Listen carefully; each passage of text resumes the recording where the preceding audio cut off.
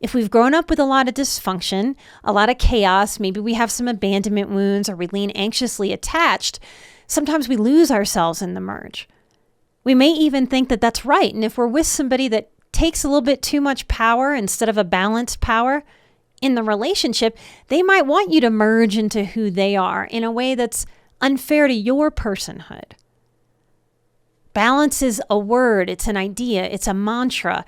It's a point that I can reach for when I'm lost. It's been big in my life and my work with others. We balance our personhood and our merging into a partnership or merging into a friendship. We want to maintain our own hobbies. We want to maintain our own interests. And even more than that, we want to still continue to find new hobbies and new interests. Because in human psychology, when we study this weirdness of this human condition that we are all experiencing, some days it might feel more like an affliction that we're all dealing with. Healthy, happy people, they find new ways for life to delight them. They find new interests to explore, to expand on.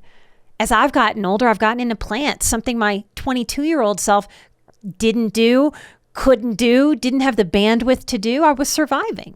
As we learn to put down survivorship and shift to thriving, it's essential that we add to our hobbies and our interests. It's essential for our grown-up selves. It's essential for our inner children. Me in my life, one of my truths is that I was surviving my childhood, which means I moved through hobbies and interests, but really nobody's chilling out and getting deep into a hobby when they're surviving. So many of us survive by never having a hobby, never having an interest. It feels frivolous, maybe even dangerous to give our time and our attention. And for me, a lot of the time it was my finances, that I was working so hard to keep myself afloat, that I was scared that I would betray my finances if I allowed myself to have other interests.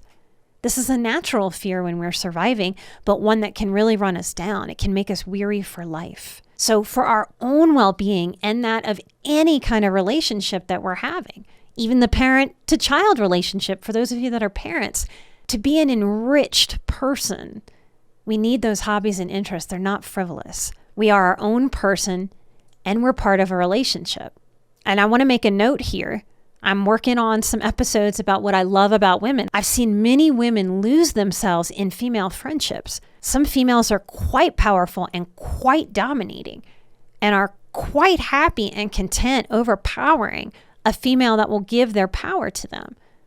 It's very important in these relationships, not just romantic ones, that you absolutely maintain your own personhood.